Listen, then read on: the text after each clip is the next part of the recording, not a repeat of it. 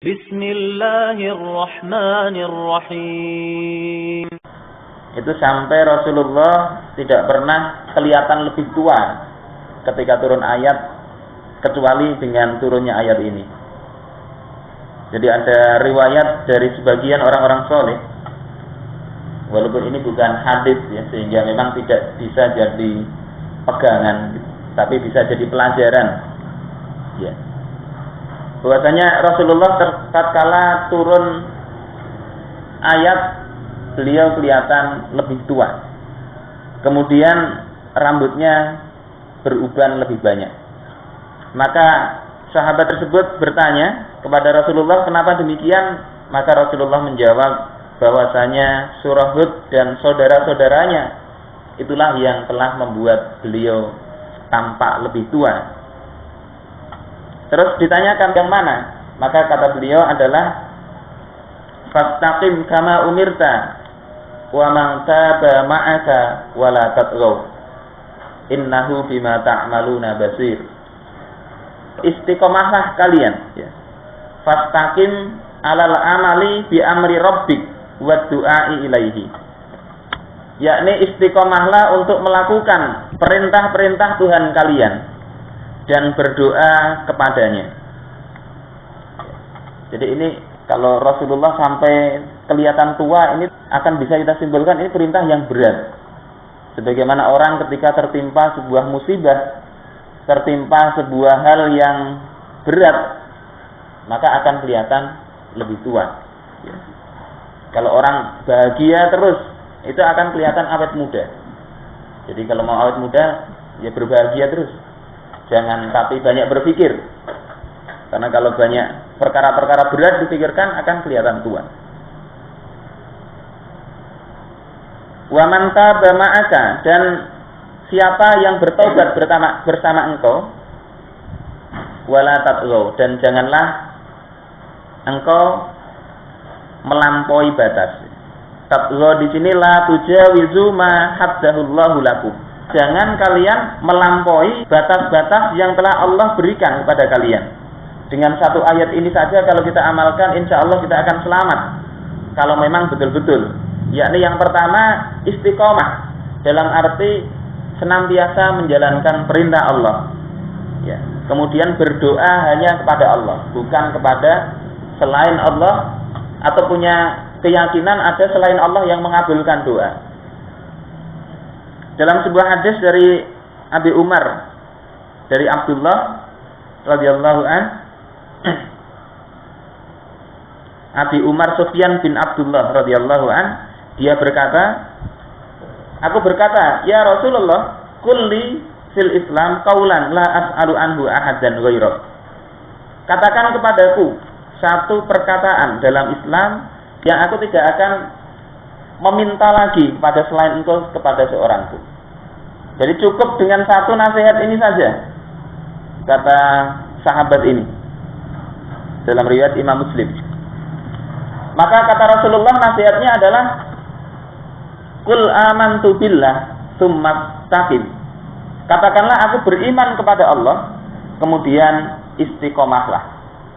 Ini satu nasihat yang cukup menurut Rasulullah, dan tidak perlu nasihat yang lain. Kalau sudah bisa istiqomah, beriman kepada Allah dan beristiqomah, itu sudah merupakan satu nasihat yang sangat luar biasa dan cukup, tidak perlu nasihat yang berpanjang lebar. Kemudian saudara-saudaranya, surah Hud ini semisal surah As-Saffat yang Allah mengatakan di situ, innal ladzina qalu rabbunallah tsumma istaqamu fala khaufun 'alaihim wa la hum yahzanun. Atau dalam ayat yang lain, innal ladzina qalu rabbunallah tsumma istaqamu tatanazzalu 'alaihimul malaikah alla takhafu wa la tahzanu wa abshiru bil jannati allati kuntum tu'adun. Sesungguhnya orang yang telah mengatakan rabbunallah, Tuhan kami adalah Allah.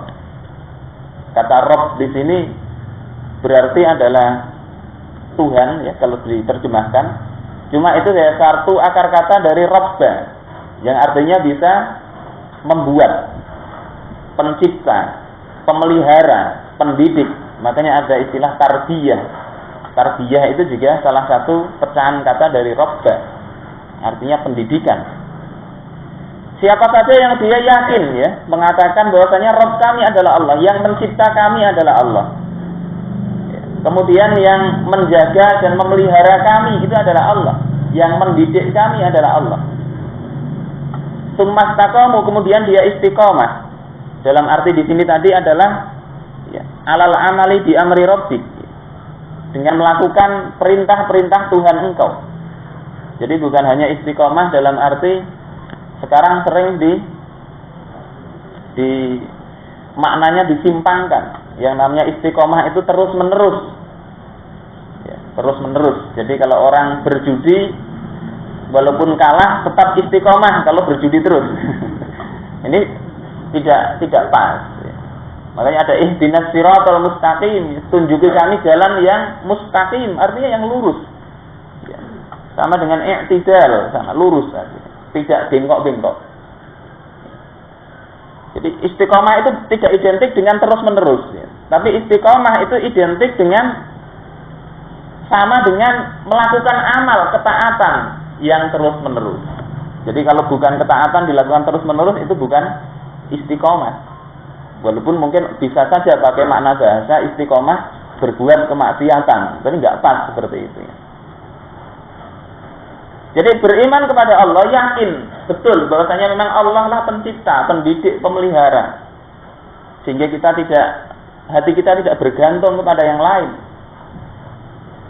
Kemudian kata Allah, kalau bisa begitu, tatanazzalu alaihimul malaikah, akan turun kepada mereka malaikat, seraya mengatakan Allah takhafu wala tahzanu, janganlah kalian takut dan jangan kalian bersedih.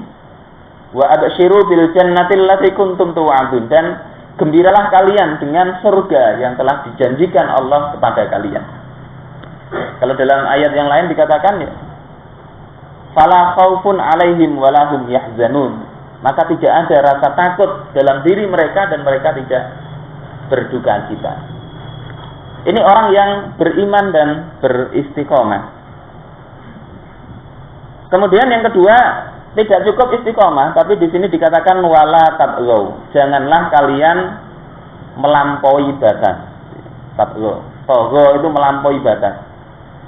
Melampaui batas itu berarti kalau ada sudah ditetapkan garis ini haram, ini halal, dia nyebrang ke sebelah. Ya. Dan melampaui batas itu ada dua. Yang pertama melampaui batas dalam kekufuran yang nyata, dan yang kedua melampaui batas dalam hal ketaatan yang akhirnya juga sama-sama jatuh ke dalam kekufuran. Di antara sahabat itu ada yang seperti itu awalnya. Ada 10 orang, salah satunya Utsman bin Maz'un, yang kalau melampaui batas dalam ketaatan itu dikatakan dalam Al-Quran wala taghlu fi dinikum, ya. Jangan berlebih-lebihan atau lewat, atau ada apa tadi, ada ghulun di dalam agama kalian. Dalam tafsir Al-Iqlil fi Ma'ani Tanzil Kiai Misbah Zainul Mustafa, ini orang Jawa yang nulis kitab tafsir di pesantren Al-Balal, beliau mengatakan bahwasanya yang termasuk melebih-lebihkan dalam agama yang dilarang itu adalah beberapa keyakinan, beberapa ibadah yang tidak diajarkan dalam Islam tapi itu dilakukan. Dan di Jawa itu menjadi kebiasaan. Yang disinggung oleh Kiai Misbah itu adalah kayak misalnya anggapan masyarakat di Jawa yang seolah-olah Syekh Abdul Qadir Jailani itu adalah penghulu dari segala para wali. Sampai di sana itu syahadat itu ditambah. La ilaha illallah Muhammadur Rasulullah Syekh Abdul Qadir Jailani waliullah. Ya, ini kata beliau ya dalam kitab Al-Iqlil fi Ma'ani Tanzil, itu termasuk berlebih-lebihan yang tidak boleh seperti itu. Padahal kata beliau, yang namanya waliullah itu adalah orang-orang yang bertakwa, beriman kepada Allah. Dan seutama-utama orang yang beriman dan bertakwa tentunya adalah Abu Bakar, ya, selain Rasulullah. Setelah Rasulullah adalah Abu Bakar As-Siddiq radhiyallahu an. Yang Umar saja sampai ketika Umar pada masa beliau menjadi khalifah, ada orang melebih-lebihkan Umar, seolah-olah Umar itu hebat benar. Maka Umar kemudian berpidato di depan manusia dan mengatakan bahwasanya satu malamnya Abu Bakar itu lebih baik daripada keluarga Umar dan keluarganya. Yakni ketika Abu Bakar dengan Rasulullah melakukan hijrah dari Makkah ke Madinah. Yang di situ Abu Bakar kadang di depan Rasulullah, kadang-kadang sebentar-sebentar ke belakang Rasulullah. Jadi jalan itu kayak nggak tenang gitu. Kadang mendahului, kadang di belakang, kadang mendahului, kadang di belakang. Sampai Rasulullah bingung. Wahai Abu Bakar, kenapa engkau kadang-kadang di depan, kadang-kadang di belakang? Maka Abu Bakar menjawab, sesungguhnya aku khawatir wahai Rasulullah. Kalau aku ingat orang-orang yang mengejar engkau, maka aku di belakang engkau. Tapi kalau aku ingat orang-orang yang mengintai engkau, aku maka mendahului engkau. Kemudian sampai mereka ke gua. Abu Bakar kemudian menyuruh Rasulullah untuk di luar gua dulu. Abu Bakar kemudian membersihkan di dalam gua. Kemudian Rasulullah disuruh turun untuk masuk ke gua, tapi kemudian ditahan lagi. Ya Rasulullah, ada satu lubang yang belum aku bersihkan. Kemudian setelah dibersihkan, Rasulullah diperintahkan masuk, ya, dipersilahkan masuk ke dalam gua oleh Abu Bakar. Dan ketika itu Rasulullah dalam riwayat lain itu tertidur di bangkuan Abu Bakar. Dan dari dalam lubang itu ternyata akan muncul ular. Ini wallahu alam, ceritanya sahih atau tidak ya. Di Ihya Ulumuddin ada seperti itu. Yang kemudian itu ditutup oleh kaki Abu Bakar. Dan akhirnya Abu Bakar digigit kakinya oleh ular itu, dan karena sakitnya sampai meneteskan air mata mengenai Rasulullah, baru kemudian Rasulullah terjaga. Kata Umar, malam itu lebih baik daripada keluarga Umar, ya, daripada Umar dan keluarganya. Satu malamnya Abu Bakar. Sehingga kata Kiai Misbah, ya terlalu berlebih-lebihan lah seperti itu. Seolah-olah tidak ada wali yang lebih tinggi dari Syekh Abdul Qadir. Termasuk kata beliau Imam Syafi'i rahimahullah, Imam Abu Hanifah, Imam Ahmad bin Hanbal, itu adalah juga waliullah yang seharusnya juga tidak kita kecilkan peran mereka dalam kehidupan. Allahu a'lam. Itu kata jalan tafsir itu termasuk berlebihan dalam agama. Apalagi kalau ada keyakinan-keyakinan yang lain. Kemudian yang kedua, berlebihan yang lain itu sampai melanggar sesuatu yang haram itu dilakukan, atau yang wajib itu ditinggalkan. Ini juga melampaui batas, ya. Sehingga istiqomah, yang namanya istiqomah itu tetap lurus. Mana yang diperintahkan dilakukan, mana yang dilarang ditinggalkan. Tetap lurus dalam jalan itu, ya.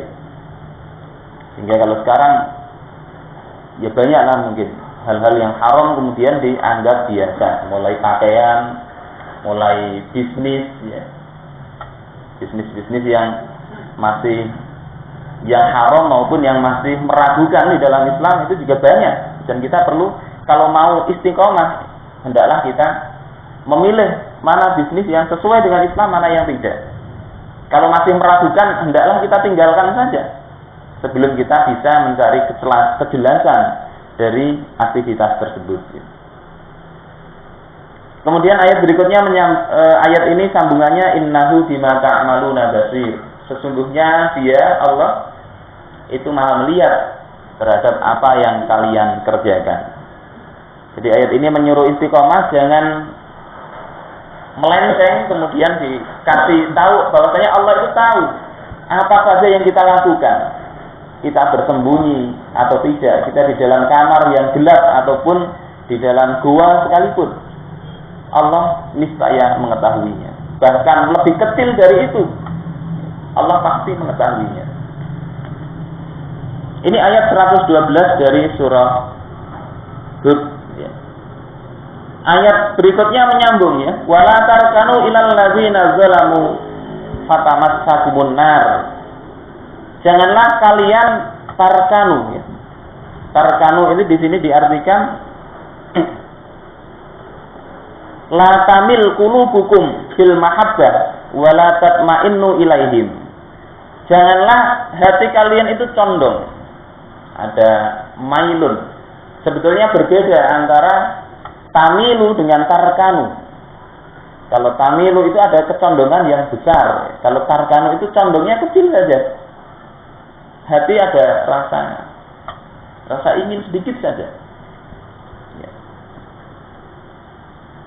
Jadi ini perkara hati. Wala tarkanu ilal ladzina zalamu. Janganlah kalian condong hatinya kepada orang-orang yang zalim.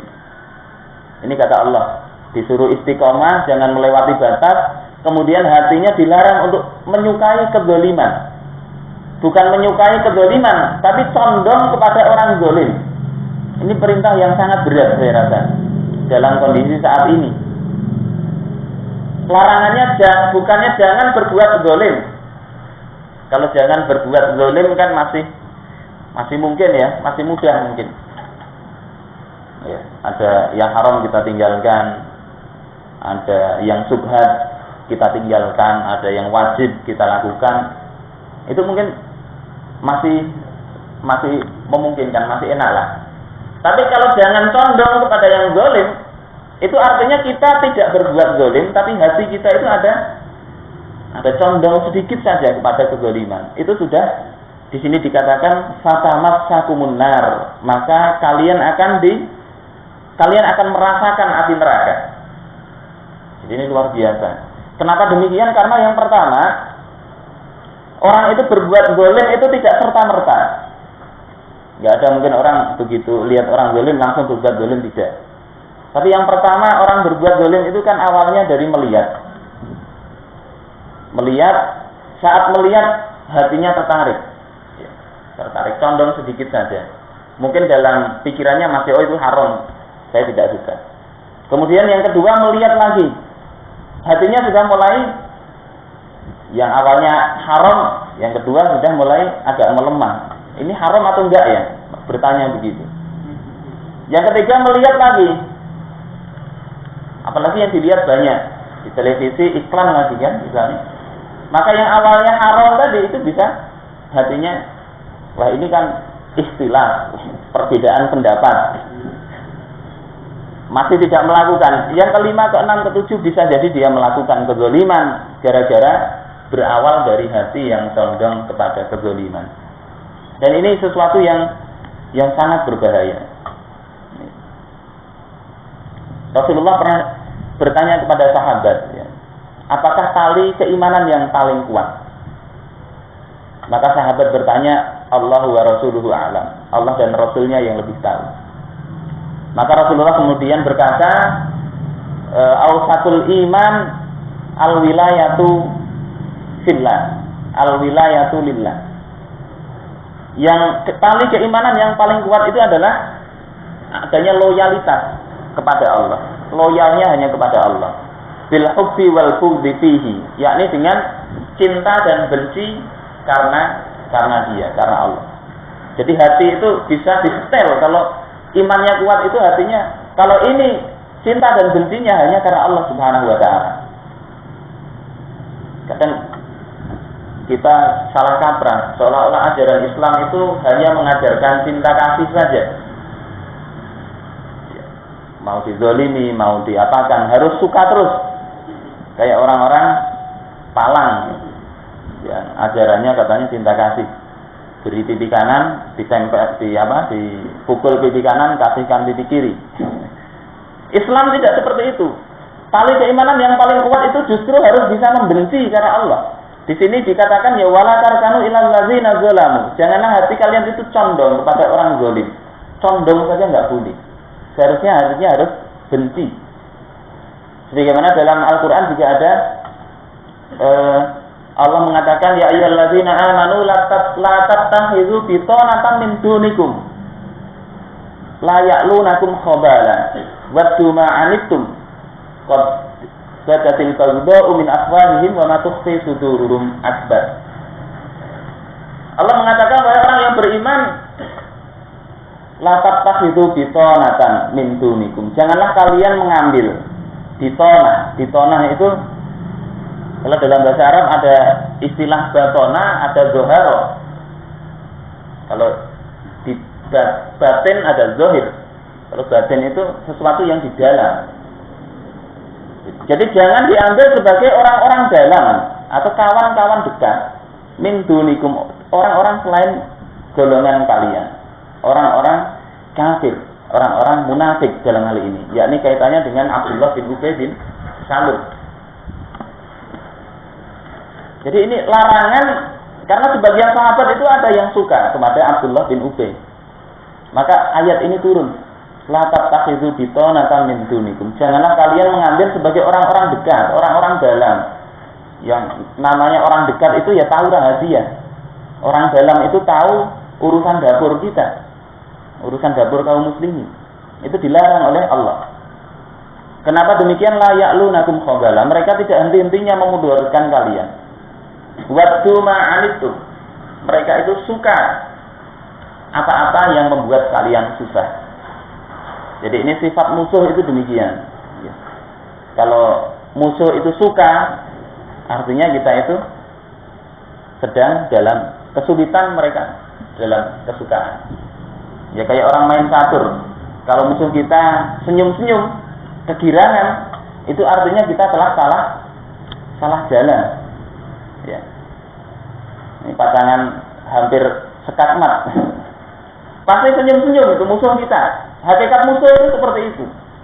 Sehingga kalau ada musuh kaum muslimin kemudian memberikan penghargaan, ya, memuji-muji kita, suka kepada kita, ya, menampakkan persahabatan, itu artinya mungkin kita telah salah jalan. Ya.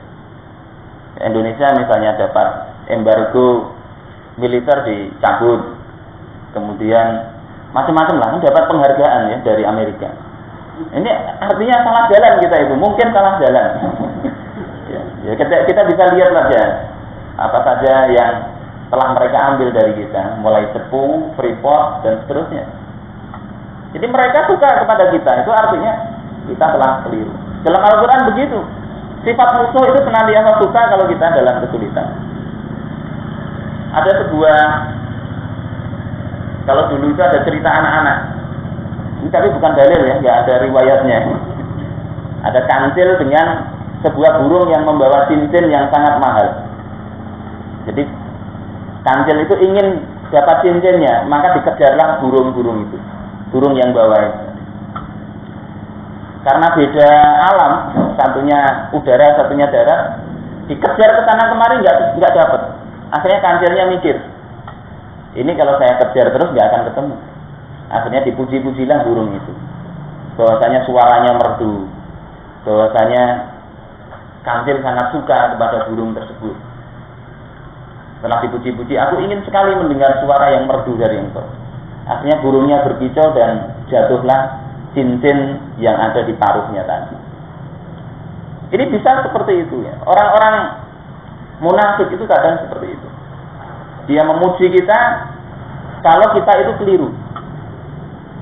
Islam itu bagus, Islam itu demokratis. Padahal yang mereka inginkan memang demokrasi yang betul-betul mengatur umat Islam. Yang intinya nanti suara terbanyak itu adalah menentukan kebijakan. Halal nggak, haram nggak. Kalau suara terbanyak, ya itu yang diambil. Itu dengan pujian-pujian Islam demokratis. Islam itu misalnya juga sebetulnya mendukung kesetaraan gender. Dalam hal wanita dengan laki-laki sepadan. Jadi dipuji-puji seperti itu. Yang mereka arahkan, mereka maksudkan akhirnya bahwasanya dalam rumah tangga ya wanita dan laki-laki itu sama. Mereka bisa, suaminya bisa jadi ibu rumah tangga. Dalam hal pembagian warisan nanti juga bisa demikian dan seterusnya. Hak pengasuhan anak itu tidak jadi masalah apakah harus ibu atau harus bapak dan seterusnya. Kemudian juga wanita bisa jadi kepala keluarga, itu juga agenda mereka. Termasuk yang harus taat kepada suami itu bukan hanya istri, tapi suami juga harus taat kepada istri ketika penghasilannya lebih banyak istrinya. Mungkin seperti itu. Dipuji-puji seperti itu. Itu sifat orang-orang yang zalim seperti itu, sifat orang-orang munafik. Tidak boleh ada kecondongan hati, walaupun di dalam Al-Qur'an dikatakan wa idza ra'aitahum tu'jibuka ajsamuhum. Jika kalian melihat mereka, maka badan-badan mereka itu membuat kalian takjub, kagum, hebat-hebat. Orangnya gagah-gagah. Ya. Wa iyyaqulu tasma' liqaulihim. Jika mereka berkata, kalian akan mendengarkan perkataannya. Perkataannya luar biasa. Ya. Bisa memukau. Dan seterusnya. Tapi di sini tetap dilarang untuk condong hati kita kepada orang-orang yang zalim. Wa ma lakum min dunillahi min awliya. Ya. Kalau zalim tadi maka kalian akan dirasakan bagi kalian api neraka. Wa ma lakum min dunillahi min awliya. Sedangkan tidak ada untuk kalian selain Allah ya, penolong-penolong. Kalau kita masuk neraka enggak ada yang bisa nolongin kita. Kalau sekarang masuk penjara, orang masih bisa, orang luar disuruhkan bikin kunci duplikat. Kayak siapa itu si Gunawan, misalnya. Dia sudah membunuh mertuanya, membunuh pengawalnya yang dari Kopassus, di penjara, lari ke sana kemari, bisa lari 3 penjara rasanya pernah dia rasakan. Yang terakhir lari dengan, ya ada orang dalam. Nah dalam negeri akhirat nanti tidak ada penolong selain Allah. Kalau Allah mengatakan sudah divonis masuk neraka, ya nggak ada pengadilan kasasi atau minta gerasi ke siapa, tidak ada. Tsumma la tunsarun, kemudian kalian tidak akan ditolong. Ini 2 ayat yang cukup padat saya rasa kalau kita bisa mengamalkannya, dan satu hal yang mungkin sangat berat bagi Rasulullah Sallallahu Alaihi Wasallam, padahal beliau adalah orang yang paling berhati-hati, dan seharusnya ini juga sangat berat bagi kita. Kalau Rasulullah saja merasa berat dengan ini, kita seharusnya juga merasa ini kita perhatikan betul-betul. Karena dalam kondisi saat ini ya, yang namanya kezaliman itu sangat banyak, dan kita sangat mungkin untuk cenderung kepada kezaliman itu. Dan ini dilarang oleh Allah Subhanahu Wa Taala. Orang-orang zalim mungkin dalam kondisi saat ini ya luar biasa, akses ke media, akses ke informasi dan seterusnya, yang mereka hidupnya sangat luar biasa. Sementara kalau kita mau istiqomah, maka kata Rasulullah, badal Islamu ghoriban wa sayaudu ghoriban kama bada'a. Satu balil ghuraba al kama qala. Islam itu awalnya asing dan kemudian akan kembali asing seperti awal, maka beruntunglah orang-orang yang asing. Artinya istiqomah dalam masa seperti saat ini, yang benar itu justru malah jadi asing, yang benar itu justru malah dikucilkan dan seterusnya. Kita lihat saja kayak misalnya undang-undang pornografi, RUU APP, anti pornografi. Seolah-olah yang menolak itu sangar-sangar, yang mendukung itu ya. Kita bisa lihat di tayangan-tayangan infotainment seperti itu. Jadi miring, negatif terus opini tentang yang agar pornografi itu dihilangkan. Tapi justru yang mendukung itu begitu luar biasa. Sehingga mungkin kalau kita mendengar seperti itu, kalau nggak ada keimanan atau keimanan kita lagi lemah, ya kita cenderung untuk suka terhadap yang porno-porno seperti itu. Ini luar biasa dampaknya. Dan tadi siang itu justru di televisi juga ada infotainment yang orang-orang untuk seks sebelum nikah, artinya berhubungan suami istri sebelum nikah, itu juga biasa sekarang. Kata dokter Boyke 30%, 25% ya, maaf. Itu yang pelajar itu pernah melakukan itu. Dan 80% itu dilakukan di dalam rumah. Di rumah. Jadi bukan melakukan di hotel atau di kos, tapi sebagian besar justru di rumah. 80% dari 25 sampai 30%. Jadi itu sudah hal yang menjadi biasa. Kalau kita tidak membentengi diri kita, anak-anak kita, keluarga kita, niscaya kecenderungan itu akan muncul. Kecenderungan untuk suka aturan-aturan yang tidak Islami, suka kepada orang-orang zalim seperti itu. Baik, ini mungkin yang bisa saya sampaikan. Satu ayat lagi, ayat 114. setelah Allah menyuruh kita untuk istiqomah, jangan melampaui batas, hati kita jangan condong kepada kezaliman, jangan condong kepada orang zalim. Kemudian ayat berikutnya mengatakan wa aqimis shalah tarafayin nahar wa zulafam minal lail. Dirikanlah salat di ujung-ujung siang, di tepi-tepi siang dan di ujung-ujung malam. Innal hasanati yudhibnas sayyi'at. Sesungguhnya kebaikan itu menghapuskan keburukan. Jadi ini sifat ayat ini agak menjadi obat bagi kita. Kalau kita sudah terlanjur berbuat buruk, maka segeralah kita lakukan kebaikan, segeralah beristighfar dan bertaubat. Ittaqillah haitsu ma kunta wa ati sayyi'atal hasanata tamhuha. Bertakwalah kepada Allah di mana saja dan ikutilah perbuatan buruk itu dengan perbuatan baik, karena kebaikan itu akan menghapus keburukan. Ini mungkin yang bisa saya sampaikan, mudah-mudahan bermanfaat bagi kita semuanya dan Allah memberikan kekuatan kepada kita untuk bisa istiqomah menjalankan perintah-perintahnya dan menjauhi larangan-larangannya. Karena memang hanya Allah lah yang bisa membolak-balikkan hati kita, yang bisa merubah hatinya Abu Sufyan yang memuisi Islam untuk masuk Islam, bisa merubah hati orang Islam untuk murtad, bisa merubah hati orang kafir untuk menjadi pembela Islam dan sebaliknya. Sehingga kita bermohon kepada Allah Subhanahu wa taala agar kita sandarkan diri kita kepada Allah semata. Baik, sebelumnya kalau ada masalah atau yang kurang jelas bisa disampaikan. Kita salat Isya jam 19.30.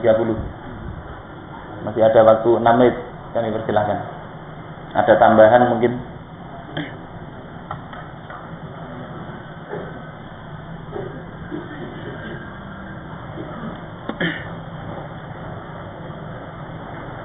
Silakan Pak Haji.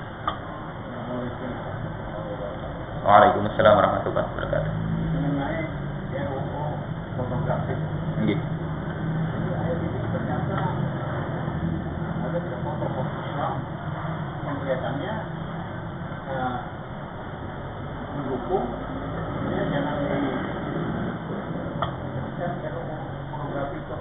Nggih. Nah, ini kepada mereka ini di dalam agama Islam itu disebut apa? Orang yang tidak fasik atau dijelaskan sini tokoh agama yang barangkali berpikir nasional itulah, tapi malah tidak mendukung terbitnya RUU pornografi. Iya. Tentang RUU anti pornografi itu memang jadi polemik ya. Sebetulnya yang kita permasalahkan itu bukan RUU-nya atau bukan, memang betul itu ya. Bahwasanya justru kalau RUU anti pornografi itu kan senantiasa direvisi lah ya. Ada kompromi-kompromi. Justru kalau nanti ternyata hasil RUU-nya itu justru bertentangan dengan Islam, maka seharusnya kita juga menolak itu. Seharusnya itu yang kita lakukan. Ya. Kalau memang RUU-nya itu justru bertentangan dengan Islam, seharusnya kita tolak. Tapi kalau RUU-nya itu sesuai dengan Islam, seharusnya kita dukung juga gitu. Sifat orang Islam kan begitu. Mendukung sesuatu atau menolak sesuatu bukan karena sesuatu itu maslahat atau bukan, tapi sesuatu itu Islami atau tidak. Sebagaimana Rasulullah SAW dalam perjanjian Hudaybiyah, itu karena wahyu dari Allah, maka beliau tetap menetapkan perjanjian Hudaybiyah, melakukan gencatan senjata 10 tahun dengan orang kafir Quraisy, walaupun para sahabat dan kaum muslimin itu tidak ada yang sepakat dengan Rasul. Sahabat itu memandang itu merugikan kaum muslimin. Ya. Sampai Umar itu nadanya agak tinggi kepada Rasulullah SAW. Kenapa kok perjanjian Hudaybiyah itu diterima? Begitu juga dengan kasus Abu Bakar As-Siddiq radhiyallahu anhu.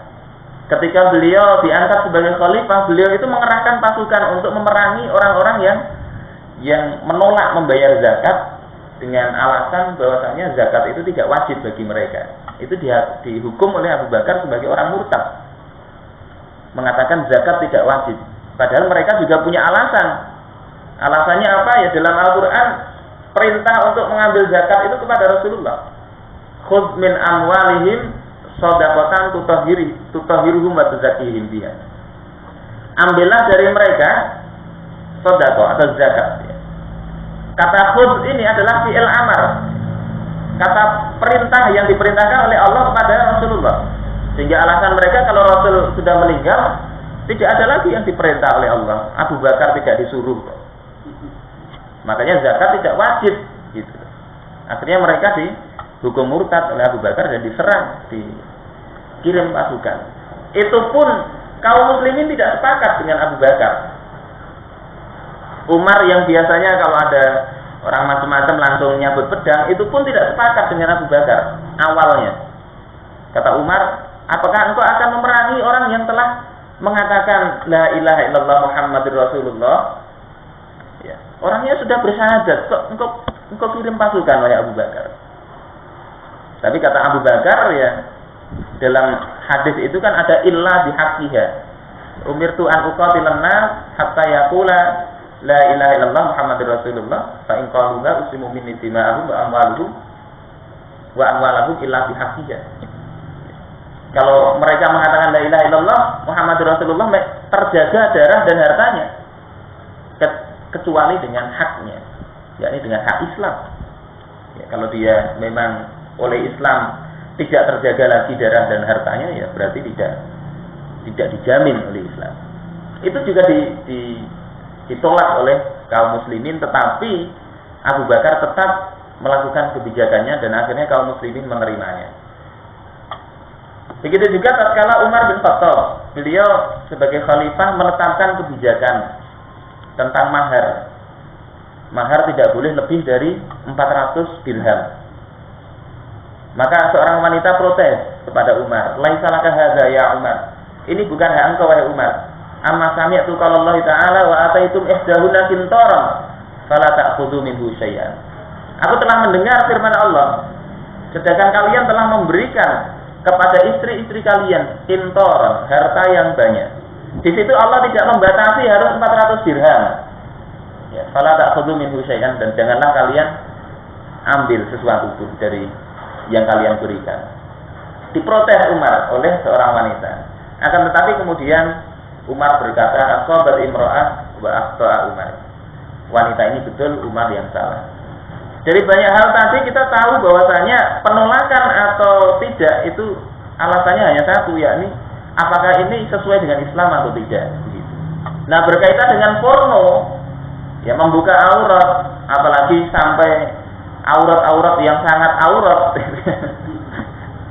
Kata orang ada porsa, ada porsi. Porsa itu porno biasa, ada porsi porno sekali. Itu jelas dalam Islam hukumnya haram. Enggak ada perbedaan pendapat di kalangan Syafi'iyah, Malikiyah, Hanafiyah maupun Hanabilah maupun Syiah, juga enggak ada beda tentang aurat itu. Sehingga ketika menolak itu dengan alasan apa? Seperti itu. Jadi bukan karena ulama atau tidaknya itu ya. Karena nggak ada pendapat yang membolehkan wanita untuk membuka auratnya di depan publik, di depan orang yang bukan mahramnya. Seperti itu. Terus alasannya kalau misalnya itu diterapkan orang-orang non-muslim bagaimana? Kan kadang itu alasannya kan. Nah, pada masa Rasulullah Islam itu juga sudah ada orang non-muslim. Orang-orang Yahudi, orang-orang Nasrani, orang-orang bahkan orang musyrik, ya, penyembah api pun bisa hidup di Madinah. Ya. Akan tetapi mereka memang tidak dipaksa dalam pakaian mereka, tidak dipaksa orang-orang non-muslim. Sebatas yang yang wajar, artinya tidak kemudian mentang-mentang tidak dipaksa harus mengikuti syariah Islam dalam hal pakaian dan makanan bagi mereka, kemudian mereka bebas, tidak. Oleh sebab itu pada masa Umar bin Khattab, ya, dengan kesepakatan sahabat, itu orang-orang non-muslim juga diharuskan menutup auratnya ketika keluar ke lingkungan orang-orang Islam. Jadi seperti itu. Jadi kalau ada penolakan ya perlu dilihat alasannya apa. Kalau berkaitan dengan porno, membuka aurat dan sebagainya, nggak ada sebetulnya perbedaan di kalangan umat Islam. Baik, ini mungkin mudah-mudahan bisa menjadikan kita untuk tidak condong kepada kezaliman atau orang-orang zalim. Hadanallahu wa iyyakum ajma'in wa lakum minkum. Wassalamualaikum warahmatullahi wabarakatuh.